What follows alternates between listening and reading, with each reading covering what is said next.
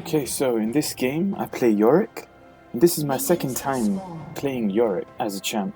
And I've only played about 6-7 games with him because I don't have this champion unlocked. But he was a really fun champion to play, and I think he's a really strong pick for a beginner. Reason being, his abilities aren't too difficult to understand. They might be a little bit tricky to cast, but understanding the champion is not so hard. I think Yorick is a great champion to play, and I see myself unlocking him when I next can. Out of the 6 or 7 games that I've played with him, I think only 1 or 2 had a bad score, but the rest of them had a really, really good score, especially this one. So I thought this would be a good game to show.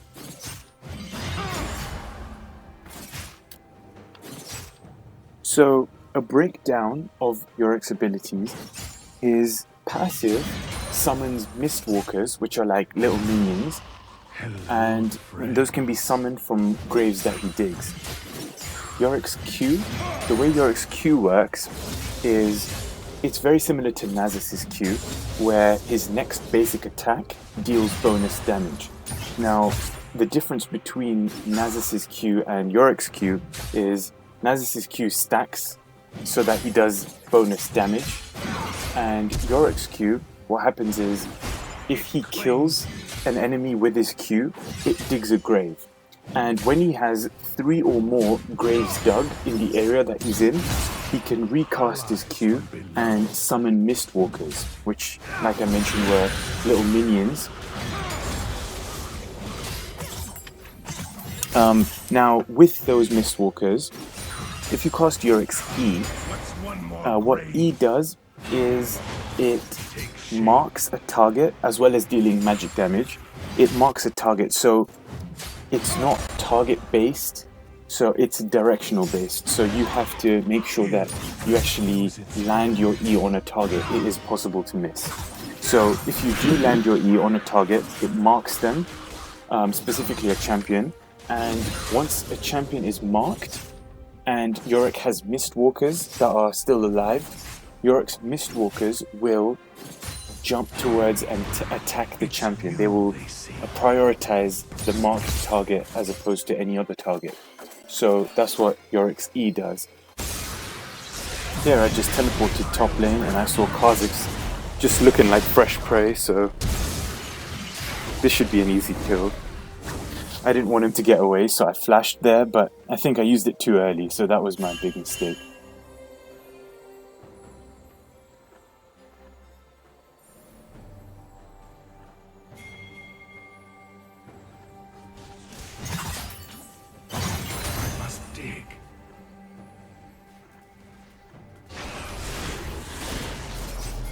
Oh, and Kha'Zix came back to die, so hopefully we get him here.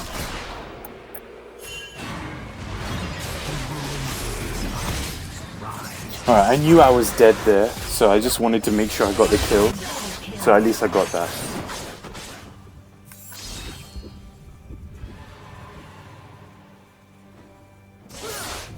I remember watching this, and I was so happy that Talon got her, so at least that way I won't be too much behind, because already now, as you can tell, I'm a level behind Aurelia, and I didn't want to fall too behind, so I'm glad that Talon did get that kill.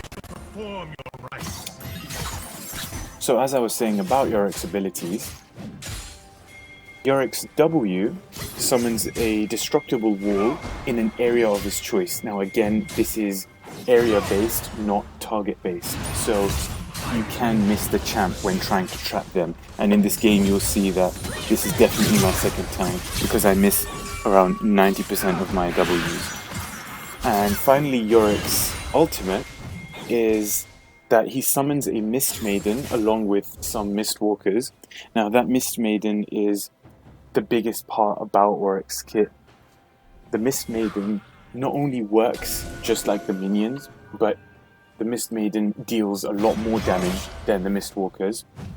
If the Mist Maiden is targeting an enemy and you target the same enemy, then you'll deal bonus damage to that enemy that you and the Maiden are both attacking. so it's important to attack the same target as the maiden. Now I know that there is a concept called split pushing, where Yorick's Mist Maiden can push a lane and you can push a different lane, because the Mist Maiden can either follow Yorick and go to the lanes that Yorick goes to, or you can release the Mist Maiden and she'll go to the closest lane to her. So if Yorick releases her in a lane and he chooses to go in a different lane, then that is the concept referred to as split pushing. Now I don't exhibit split pushing in this game. I actually didn't know about this until a couple of games after this. But like I said, this is the second game that I've played, and I think still it went pretty well. So I won't talk too much about Yorick's build and what items I think is best for Yorick, but what I've found is that I use Yorick's abilities way too much, and I found myself to be on low mana a lot of the time. So I would prioritize items in this game and the few games that I played after this. I would prioritize the items that gave me bonus mana.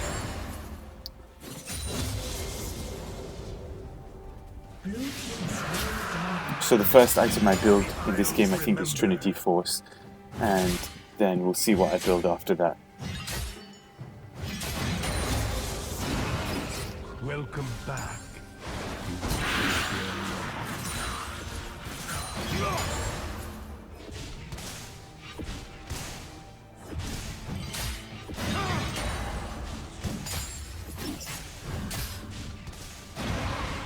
Rest in your rightful place. So you can tell in this game my E's are actually landing quite successfully, and that was one of the few times that my wall... See again, so I think that's the third E in a row that I've landed successfully, so I was pretty happy about that. I don't tend to land my W as often, but at least my E is landing, so I'll take that as a win.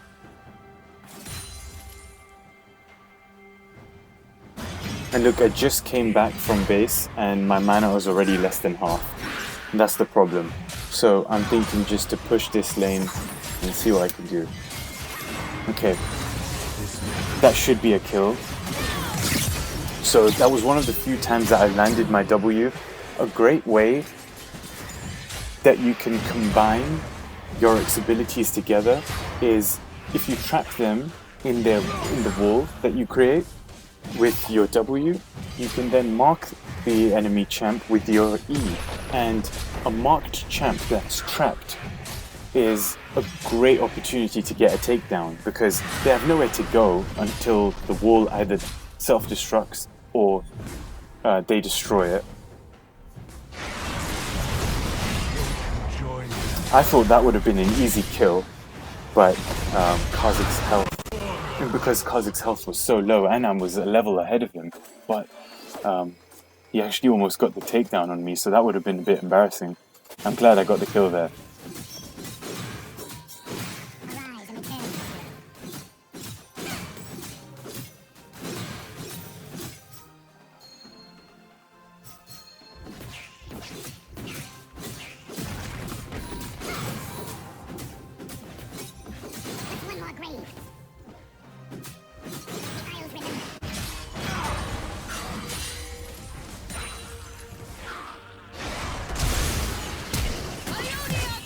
I didn't see those guys coming, but I think I evaded that perfectly.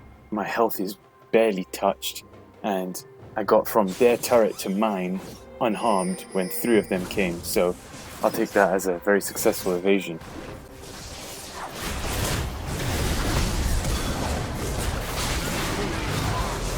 Yes! I got my wall again. I'm proud of that. I don't care if I die here, I'm proud I got my wall.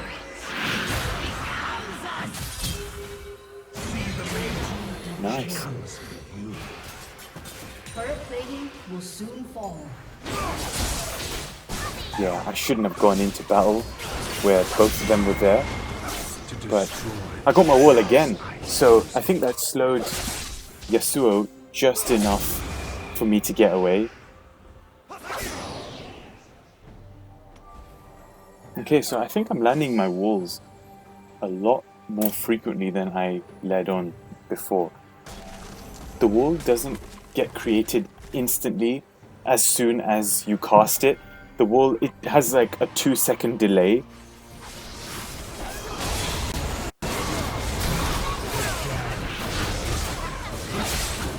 Oh, come on. She's on such low health. Oh. Please get her. Come on. It's such low health. Yes, okay. I'm happy. Alright, as I was saying, the wall, it has a 1 to 2 second delay before it actually rises, so it won't be cast as soon as you press Q. So what you'd want to do is predict where the enemy champion is going to move if they are actively moving, or if you think they're going to, and then cast it a little bit in advance. So when they walk into the area that you've casted it, hopefully it should have risen by then, and that's what you're planning to do. One more grave.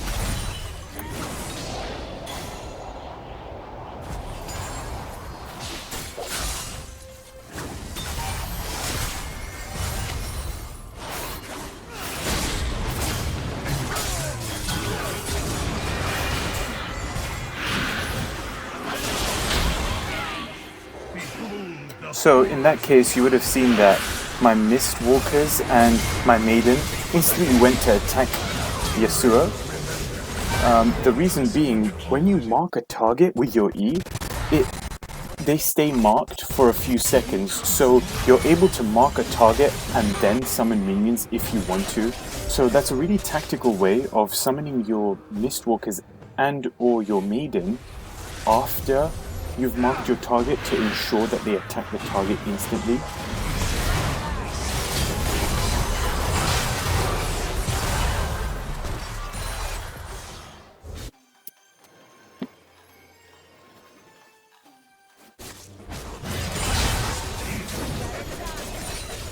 So you would have seen in the previous team battle that I actually made it throughout the entire battle alive, and I kept gaining health throughout because of the runes that I used.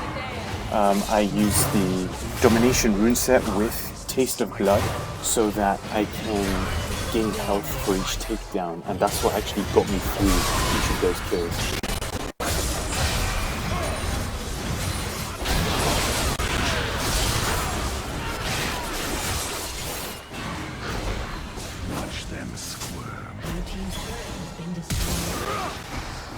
I used my flash there just because I know that Lulu is a really easy target and I know that she can be killed so quickly. So I think it was just a free kill really.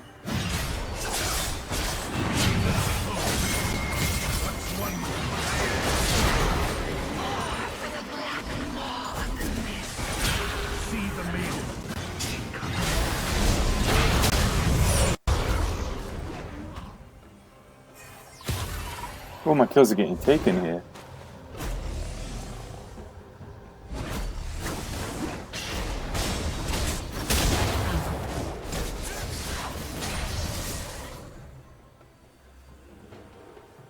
And that's the end of that battle. So get them down and none of us. So we really needed that because even after that team battle, we're still quite a bit behind in terms of team kills. Blue team's turret has been destroyed. The Isles remember. The good thing is that on their team, they don't actually have a dominating player yet, so that's a good sign.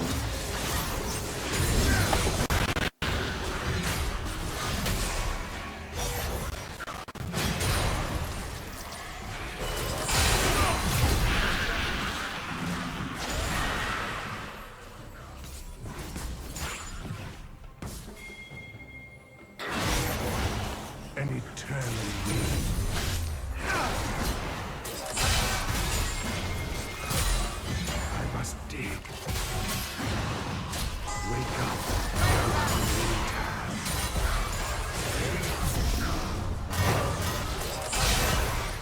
Okay, too many of them.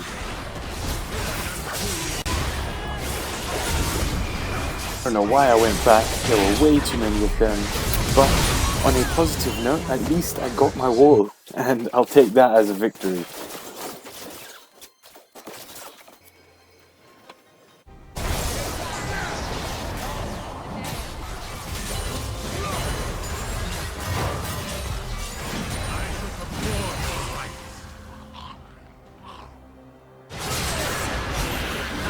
Three of them, but I'm not worried because Mist Maiden honestly counts as a champion of her own.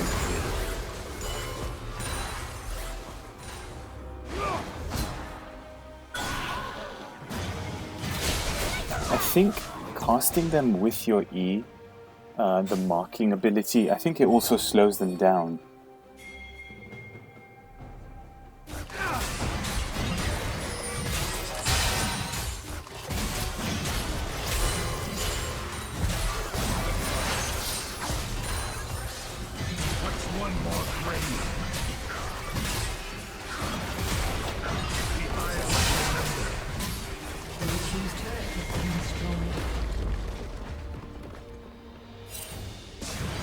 Oh yes, so I saw Lulu and I just thought this is a great opportunity to get a nice free kill again.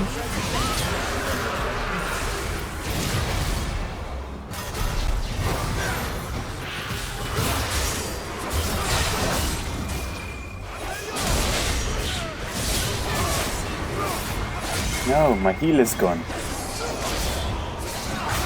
Okay, so Yorick's Q is just insanely strong at this point. I don't even know why, but I'll take it. So the two items that I've built so far have been mana items, and now the last one I'm going for is Death Stance. So that's what's allowing me to make it through these big battles, because I got some lifesteal.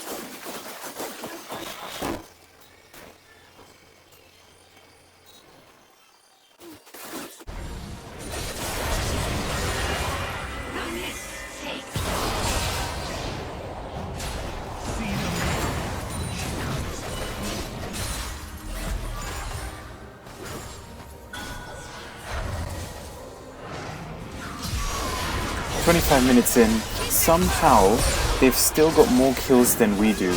They've taken down one turret, and our team collectively has taken down 5 now. Although they're winning in terms of takedowns, we're definitely looking a lot stronger than they are, just because of map dominance.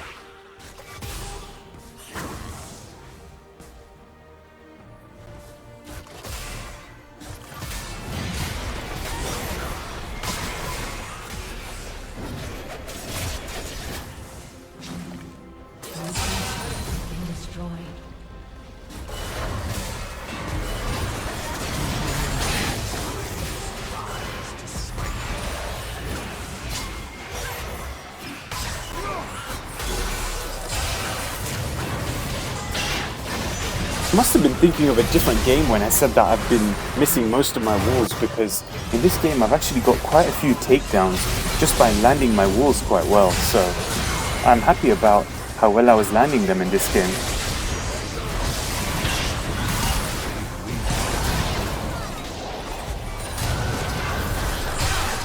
Okay, we're looking way too strong now, so it's coming up to the end of the game.